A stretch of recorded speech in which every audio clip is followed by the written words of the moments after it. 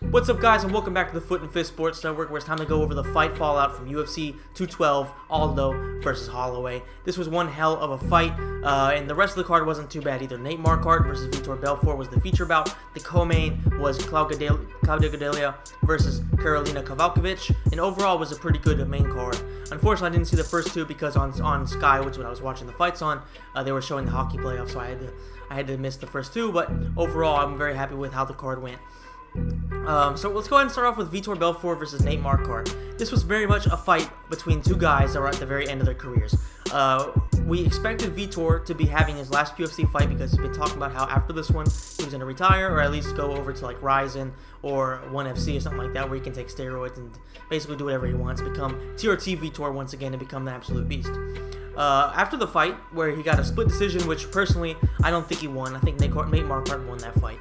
But Vitor announced that he has like 5 more fights with the UFC, so I don't really know what happened there. Maybe he miscalculated, maybe he signed a new contract. I don't think I saw any news about what actually happened.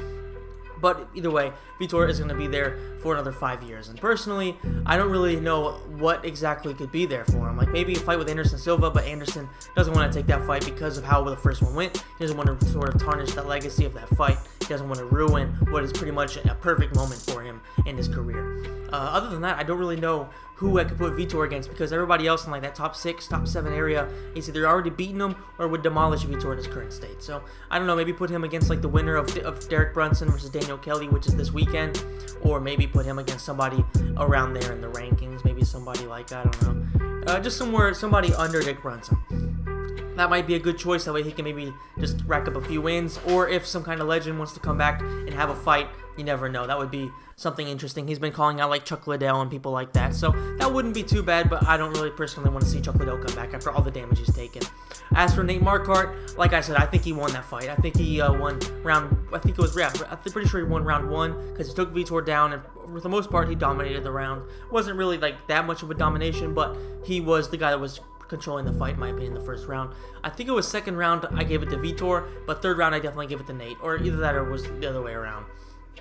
But definitely I think Nate Marquardt won that fight. In Brazil, you automatically lose a round, essentially. So that's pretty much what went wrong for Nate Marquardt, and essentially, I think everybody knows who won that fight. Nate, he looked really, really good. Physically, he looked probably in the best shape we've seen him in a very long time. He was moving much better. He was looking just like a much better fighter than he has over the past couple of years, and he might be able to put in a bit of a push. I would like to see him maybe go like to a place like Belfort, where there's lower level competition, where he can maybe push for a title fight. Because in the UFC, I don't think he's quite there. I definitely don't think he's there. But I wouldn't mind seeing him take on Anderson Silva. Anderson doesn't want to fight Vitor, but you know, a fight with Nate Marquardt, I think it would be a rematch. That would be a pretty interesting one because of where they're both at in their careers. I think that if Nate would beat Anderson Silva, if he does beat Anderson Silva, having some trouble talking, then that would definitely be a huge feather in his cap, and that would maybe put him in line for a title fight in the near future. If he could beat Anderson, maybe beat somebody else in that line. I don't think it's going to happen, but you know, if he wants to stay in the UFC, that's probably the best line of options for him, right, that I can think of. Other than that, maybe taking on like the loser of, or maybe even the winner of Derek Brunson versus Daniel Kelly, because realistically, those are the two guys that are right there in line. So either face the winner or loser of that. Technically, he did lose to Vitor, but realistically, he did win. So it's kind of hard. It depends on what the UFC wants to go with. Do they want to go based on official wins, or do they want to go on who actually won? I think that if the UFC does decide to go with who actually won, then Nate should take on the winner of Daniel Kelly and Derek Brunson, and Vitor should take on the loser. But I don't know. We'll see what happens with the UFC. Lately, they've been doing some stupid ass shit. So considering the fact that Vitor is a bigger name, and because of his market value in Brazil, they'll probably favor him and give him the fights that he wants and things like that. All right, so now let's talk about the co-main event: Claudia Gadelha versus Karolina Kowalkiewicz. And this was actually supposed to be a really good fight, in my opinion, because of the fact that both women took Joanna to a very, very tough decision. Now, if you look at Karolina's fight with Joanna, she definitely lost 4 of those 5 rounds, but she did hurt Joanna really badly. She had her rocked badly and almost got the finish.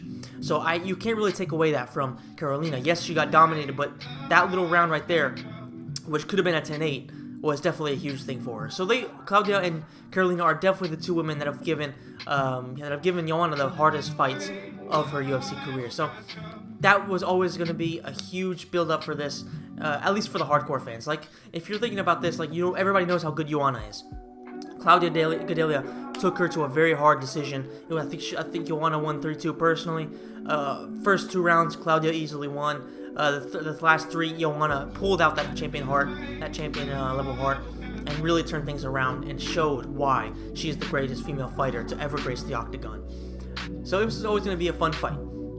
Claudia Gadelha, unfortunately for the fans, but realistically, like, holy fucking shit, she went out there and she demoralized and demolished Karolina Kowalkiewicz. She made her look easy as fuck to beat, and she looked much better than she has on the feet.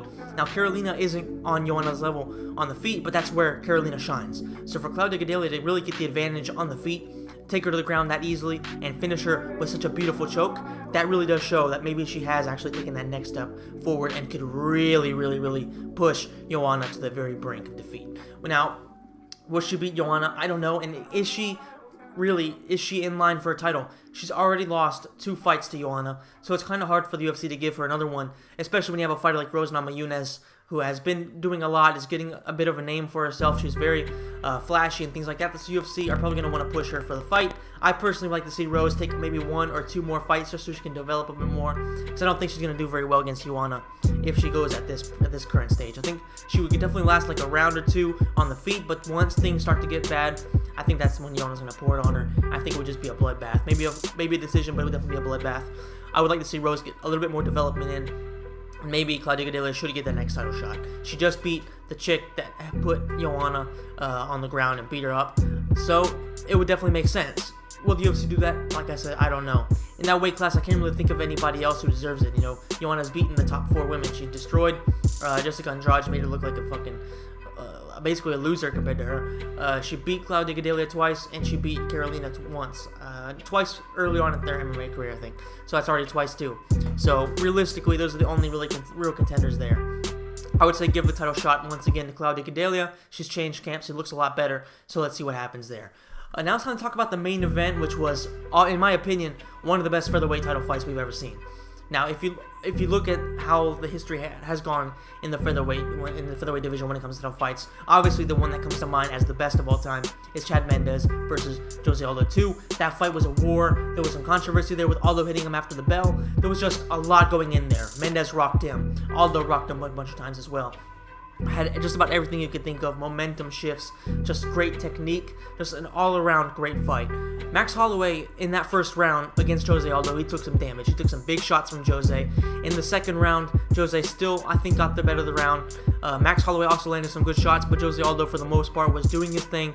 He was much faster than Max Holloway. He was more technical. He was moving around a lot better. But the one thing I was really upset to see was that Jose was not throwing leg kicks. I really like Jose Aldo. I really like Max Holloway, so I wasn't really rooting for anybody. I favored Jose because of the fact that Max Holloway throughout his career has eaten a lot of leg kicks, and that's always been something that's sort of a weakness in his game, much a la Nate Diaz or Nick Diaz. Those guys always take leg kicks. Max Holloway has the same weakness. And I was expecting Jose Aldo, who was actually talking about how he was going to implement that big time in the fight. I expected him to use it a lot. Unfortunately for him, he didn't do it, and it cost him, because the movement of Max Holloway, once he starts flowing and once he starts picking it up, is exactly what cost him.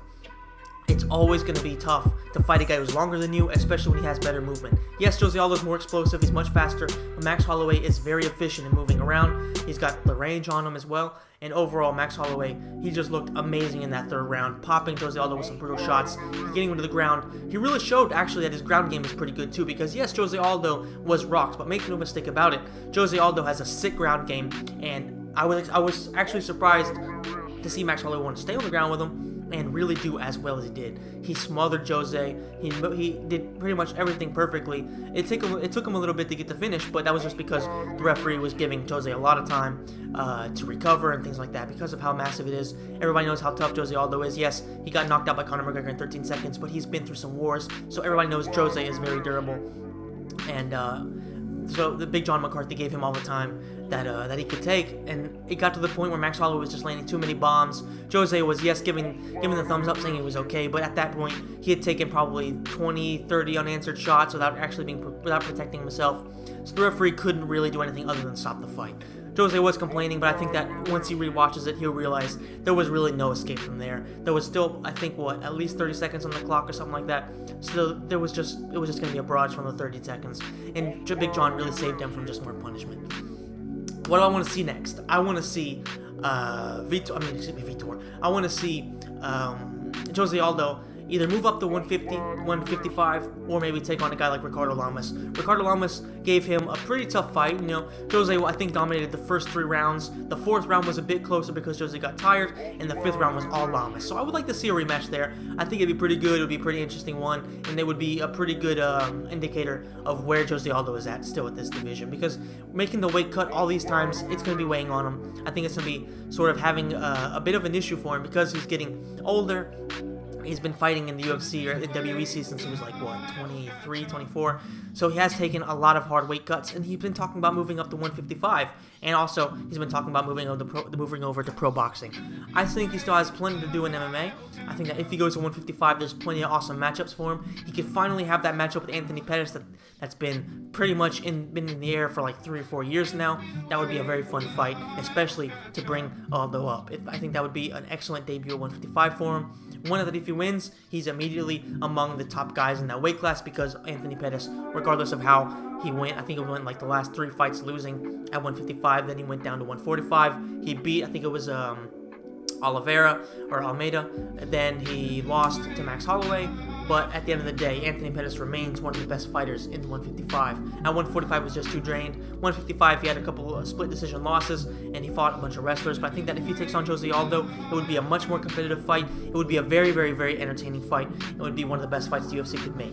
Otherwise, if Jose Aldo does manage to get himself a few wins, maybe get himself in title contention, that would make himself undeniable for Conor McGregor, and that would be a massive rematch, one that I personally would love to see, because Jose Aldo got slapped in 13 seconds. Who knows how that fight could have gone on, how amazing it would have been if it would have gone on longer. I think that having lost to Nate Diaz, Conor McGregor's just gotten so much better, so he might be even more dangerous for Aldo. But the only way we could know is if they have a rematch, and I would love to see that. As for Max Holloway, there's really only one man in line, and that's Frankie Edgar. I think that if the UFC had given Yair Rodriguez somebody other than Frankie Edgar, then maybe you would have 2 title contenders right now. But Frankie Edgar destroyed Yair and pretty much guaranteed himself a title shot. And I mean, if you look at the guys in this weight class, I think that Frankie Edgar is the most dangerous guy for Max Holloway's title reign. Frankie Edgar has the wrestling to fuck up just about anybody. His striking is pretty good as well, obviously. He's so durable, and he definitely could put hands on you with Mark Henry as his coach. I don't think that he's a better striker than Max Holloway. He definitely doesn't have the range. He's nowhere near as long as Max Holloway, but at the end of the day, I think he definitely could provide Max Holloway with an excellent test, and I think he probably will win that fight. I personally think that Frankie would be the favorite just because of what he brings to the table, but Max Holloway has shown, especially against Jose Aldo, but even in some of his previous fights, that he is an amazing fighter, and at 25 years of age, he has so much he can still do, and I think that a rematch between him and Conor McGregor down the line is inevitable, and that would be a fucking amazing champion versus champion fight, especially with Max Holloway moving up and maybe fighting for that title. That would be fucking insane. Let me tell you, once Conor McGregor comes back from fighting Floyd Mayweather, if that actually happened, there are so many amazing fights for him in the UFC, and I'm so fucking happy that these divisions are starting to get unclogged. Yes, 155 is still a bit stale because of Conor McGregor wanting to fight Floyd, and the fact that Khabib is always injuring himself. So that's a bit stale right there, but at 145, there's so much more amazing opportunities coming for that division with Max Holloway being champion. There's so many great fights. There's so many people for him still to defend his title against, and it would be fucking awesome to see him against Frankie Edgar and eventually going up to 155 as well. There's just so much to look forward to in the UFC. If the new owners can keep on at least start to build up some momentum and start doing some non-stupid decisions for once. That would be great, but right now I think that there's so much to look forward to in the UFC, especially with the Anaheim card, which on July 29th, which is my birthday, between John Jones and Daniel Cormier. I think there's just so much to look forward to, and I'm really, really excited to see how things play out in 145. Ever since Conor relinquished the belt, I haven't been too excited just because of the fact that Jose wasn't really the champ. Max Holloway, sure, he beat Jose, so that's obviously a big deal, but is he the real champ? I think he personally is. If he beats Frankie Edgar, he will definitely confirm himself as the real champ, because whether people like it or not, and I'm a huge Conor fan, he gave away the belt. So to call Max Holloway the fake champion is kind of dumb, because it's not like the belt was taken away from him. Conor took Conor had to give away the belt. You know what I mean? His option was to defend the belt or give it up. He gave it up. So at the end of the day, Max Holloway is the champ. Like it or not, if you enjoyed the video, please hit the like button and please subscribe to the channel. Please share it with anybody that you think would be interested in that on any forums, on Facebook, whatever. Check me out on Facebook, on Twitter, on Instagram. You'll find everything on the description down below. Make sure you guys tune in for my predictions for the UFC event this weekend, which features Mark Hunt taking on Derek Lewis. It's going to be one hell of a card, or at least the main event is. So make sure you guys check that out, and I will see you in that video.